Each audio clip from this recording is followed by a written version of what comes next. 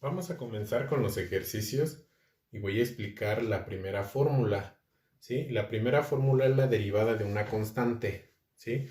Y esta primera fórmula dice la derivada de y con respecto de x de una c es igual a 0, en donde dice que c representa una constante. ¿Cuáles son las constantes?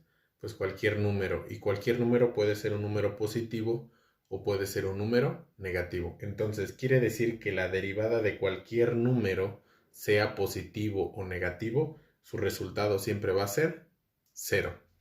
Y entonces para eso tengo algunos ejemplos hasta la letra F que voy a ir explicando rápidamente. Esta fórmula es muy sencilla.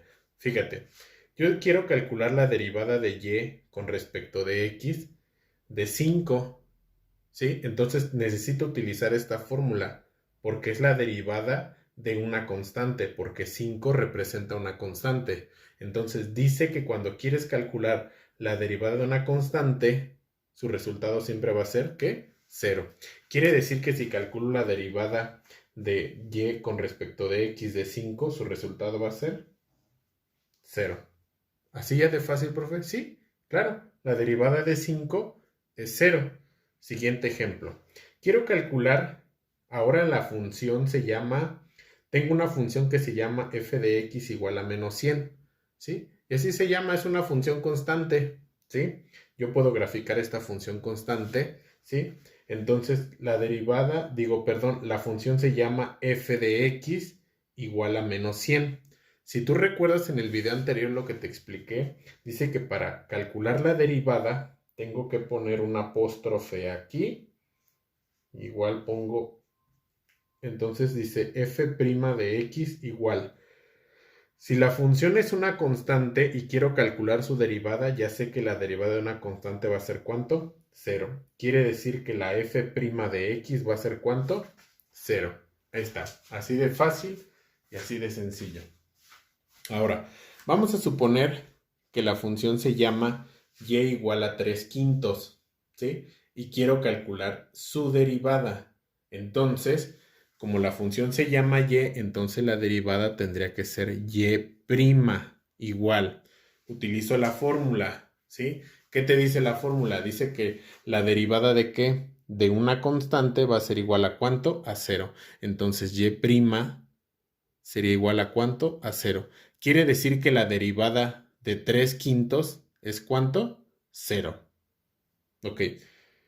Derivada de z, entonces tendría que poner z' igual. Ahora, quiero calcular la derivada de pi, ¿sí?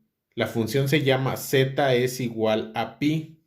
Y a lo mejor aquí se pueden confundir, decir, bueno, pero pi es una variable, profe, no, es una constante, porque ¿cuánto representa el valor de pi? 3.1416 o 3.14159.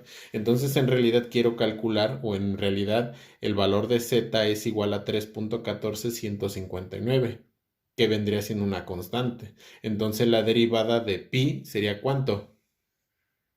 0. ¿Ok? Ahora, tengo otra función que se llama h igual a 800. Es una constante 800, entonces su derivada tendría que ser h' igual a ¿cuánto? A 0. Tengo otra aquí. Quiero calcular la derivada de y con respecto de x de quién? De un quinto. ¿Va a ser igual a cuánto? Como un quinto es una constante, entonces su derivada va a ser 0.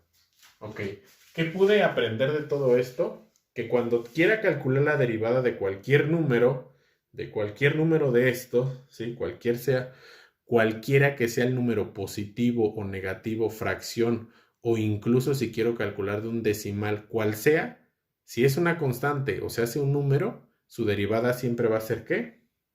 0. Entonces, esta es la primera fórmula que vamos a ver, y en los siguientes videos voy a ir explicando las siguientes fórmulas.